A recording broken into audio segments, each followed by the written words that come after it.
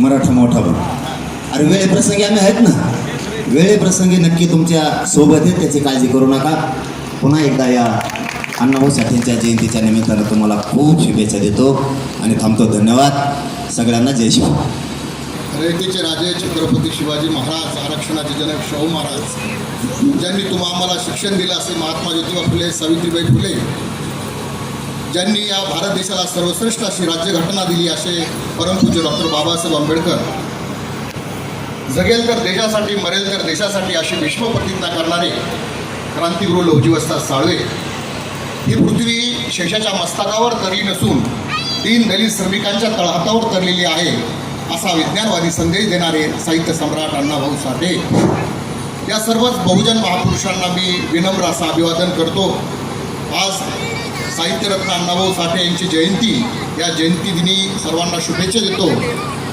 कारण संयुक्त महाराष्ट्र जेव्हा मुंबई ही गुजरातला जोडण्याचा डाव या ठिकाणी झाला होता, तेव्हा मुंबई ही महाराष्ट्राची आहे, महाराष्ट्राचीच राहणार अशा पद्धतीची प्रतिज्ञा घेऊन अण्णाभाऊंनी संयुक्त महाराष्ट्राची प्रबोधनात्मक चळवळ या ठिकाणी केली. आणि म्हणूनच आज संयुक्त महाराष्ट्राच्या चळवळीचे शिल्पकार जरी अण्णाभाऊला म्हटलं तरी वावगं ठरणार नाही.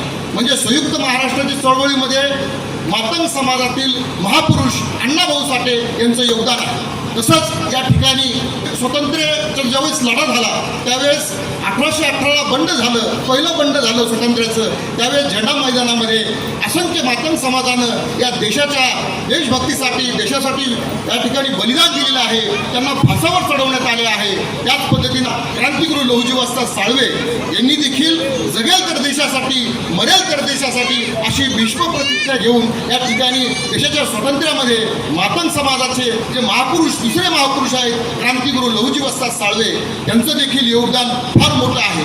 मग दोन महापुरुषांचं, मातंग समाजाच्या दोन महापुरुषांचं योगदान महाराष्ट्र चळवळीमध्ये आहे, स्वातंत्र्याच्या लढ्यामध्ये आहे. परंतु उपस्थितांना जरांगे पाटील साहेब आणि मी सर्व मान्यवरांना या ठिकाणी सांगू इच्छितो की आमचं जर महाराष्ट्राच्या संयुक्त महाराष्ट्र चळवळीतील योगदान आहे, देशाच्या स्वातंत्र्यामध्ये योगदान आहे, मग आज आमच्या समाजाची परिस्थिती काय आहे? आज आपण जर बघतो आहोत तर आज आमचा समाज हा वंचित, सर्व जातव्यवस्थेमध्ये वंचित उपेक्षित आहे.